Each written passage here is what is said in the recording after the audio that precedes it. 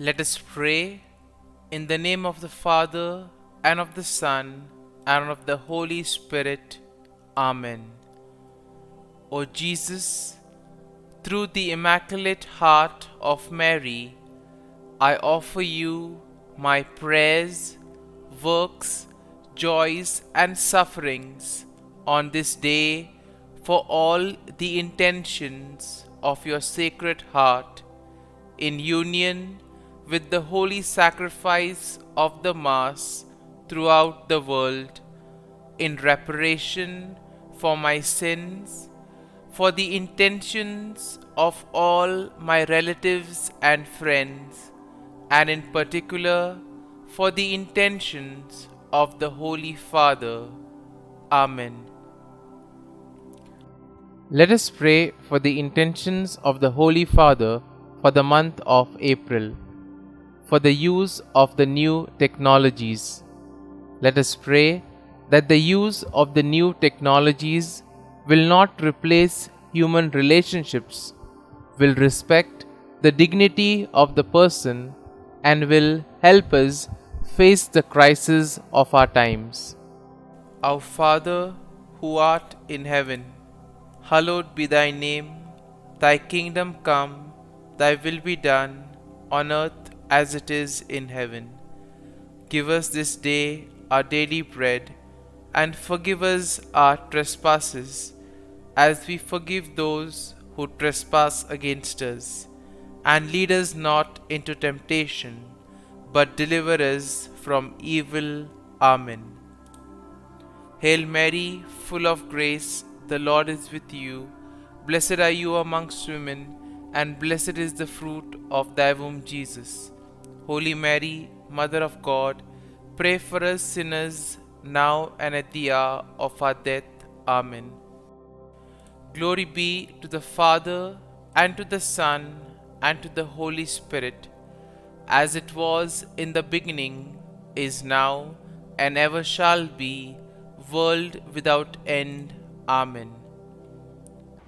My dear friends, as we gather in the presence of the Lord, as we begin this new day, first and foremost, let us thank the Lord for giving us this opportunity to spend this time with Him. Let us also thank the Lord for waking us up this morning, for giving us a good night's rest, for keeping us safe and sound, and most importantly, for giving us good health of peace and mind. But we see that many a times we are caught up with our own busy schedule, and because of this we sometimes tend to forget, or sometimes we don't see the presence of the Lord in our lives. The Lord works in our lives through various ways, through events, through people, through situations, etc. And therefore sometimes it becomes difficult for us to understand what the Lord is trying to communicate to us. Sometimes we are so caught up with our busy schedule that we don't even thank the Lord for the small things that happen in our lives. But we see that these small things are very significant, because they are all part of the larger picture. And therefore today, in a very special way, let us begin by thanking the Lord for various things that He has done for us, that He is doing for us, and that He will continue to do in the future. First and foremost, let us thank the Lord for the gift of life. And therefore, Lord, we thank you for giving us our talents, abilities, and various capacities through which we can grow and at the same time reach out to others and make a difference in their lives. At the same time, Lord, we also thank you for the gift of our family members, friends, relatives, near and dear ones, and all those who play a very important role in our lives. We see that all these individuals have in some way or the other influenced us, and we are who we are because of them. It has become an important aspect of our life, and therefore we see that it is their hard work and dedication that has enabled us to grow in life. Lord, we also want to thank you for the opportunities that you have given us, opportunities to grow as well as opportunities to make a difference in the lives of others. Lord, we also thank you for the experiences that you have given us. On many occasions there have been good experiences which we all remember and cherish. But there are also those experiences which are difficult. We also thank you, Lord, for those tough experiences which have taught us many things in life. These tough experiences have made us stronger and have helped us to learn things in life.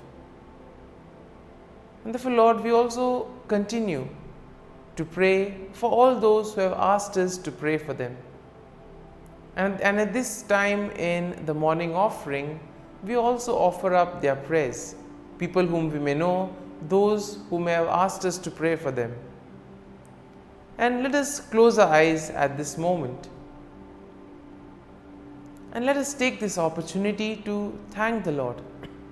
Let us praise the Lord for giving us good health, for keeping us in His love. We see that at every moment His gaze is on us.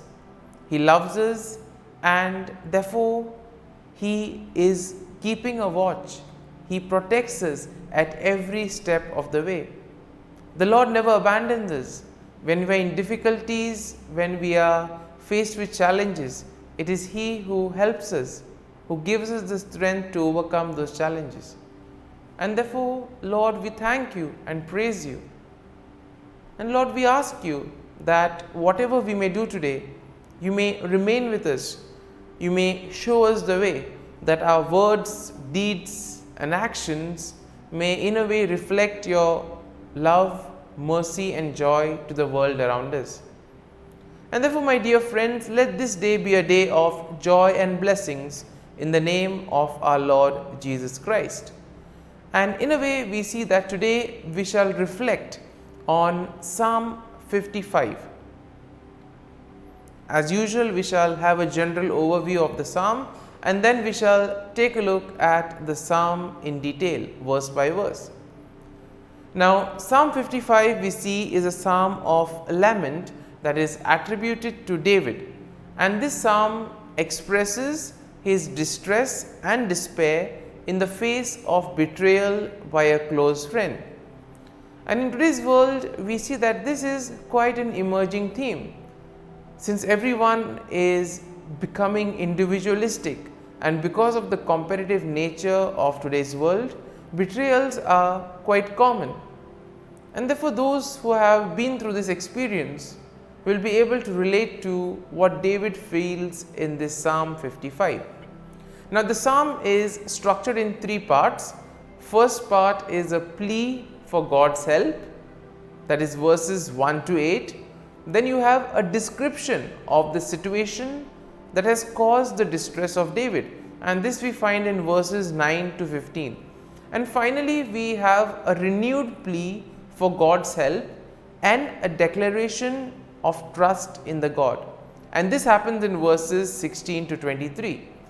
And therefore, overall, Psalm 55 expresses David's distress, and this psalm highlights the importance of turning to God in times of troubles and also expressing one's fear and anxieties to Him.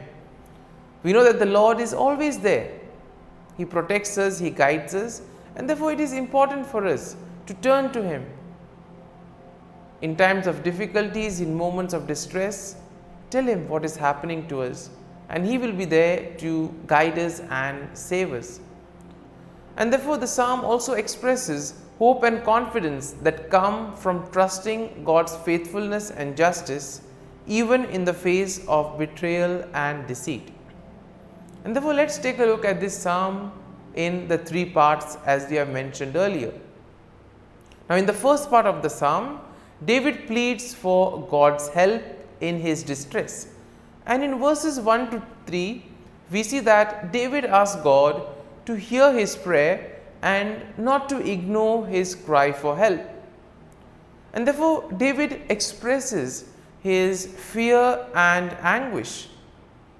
In verse 4, he says that his heart is in anguish within him, and the terrors of death have fallen upon him. In verses 5 to 8, David then goes on to describe his desire to escape from his troubles, asking God to give him wings like a dove so that he can fly away and find rest.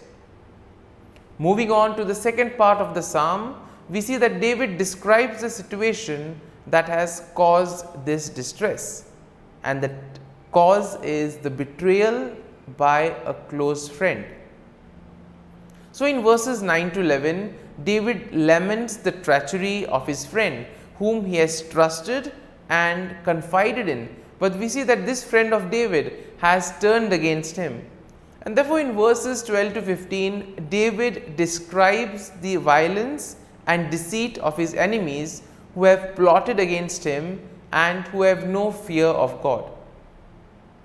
And therefore we see that in this second part, when David describes the situation, I think those who have undergone such situations will be able to relate the anguish, the anxiety and the fear that one goes through in such situations. But we need to know that the Lord is with us, the Lord will be there to guide us and protect us. And finally, moving on to the third part of the psalm, we see that David renews his plea for God's help and he expresses his trust in God. Now in verses 16 to 18, David calls upon God to save him, and he expresses his confidence that God will surely hear his prayer.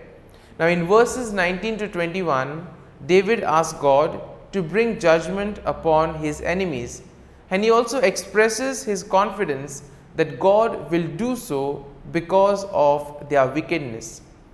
And then we see in verses 22 to 23, David encourages himself to trust in God and to cast his burden upon him, knowing that God will sustain him and God will allow the righteous to be moved.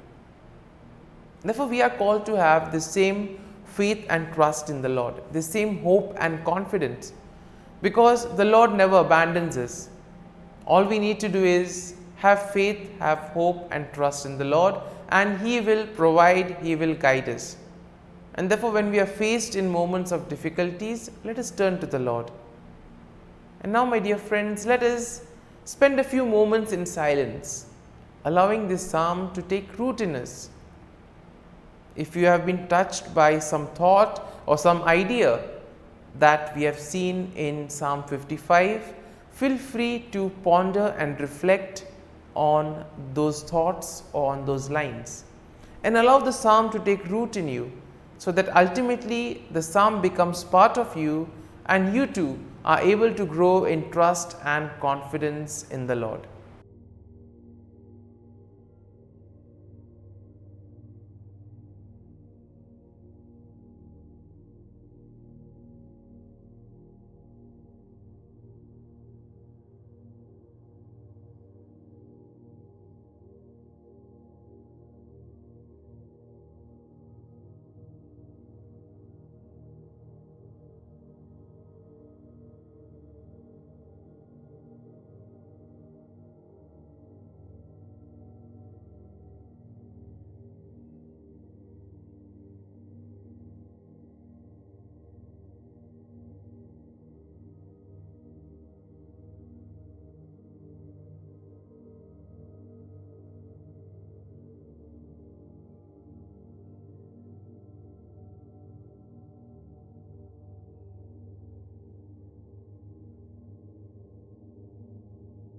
Prayer to Saint Michael the Archangel for protection. Saint Michael the Archangel, defend us in battle.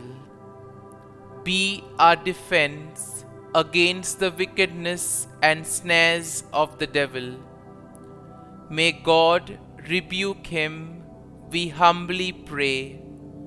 And do thou, O Prince of the heavenly hosts, by the power of God, thrust into hell Satan and all the evil spirits who prowl about the world, seeking the ruin of souls. Amen. Act of Adoration. O Sacrament most holy, O Sacrament divine, all praise and all thanksgiving be every moment thine. Saint Gertrude Prayer for souls in purgatory. Eternal Father, I offer Thee the most precious blood of Thy divine Son, Jesus, in union with the masses said throughout the world today, for all the holy souls in purgatory, for sinners everywhere, for sinners in the universal church, those in my own home and within my family. Amen. May the divine assistance remain always with us, and may the souls of the faithful departed through the mercy of God rest in peace. Amen. Glory be to the Father, and to the Son, and to the Holy Spirit, as it was in the beginning, is now, and ever shall be, world without end. Amen.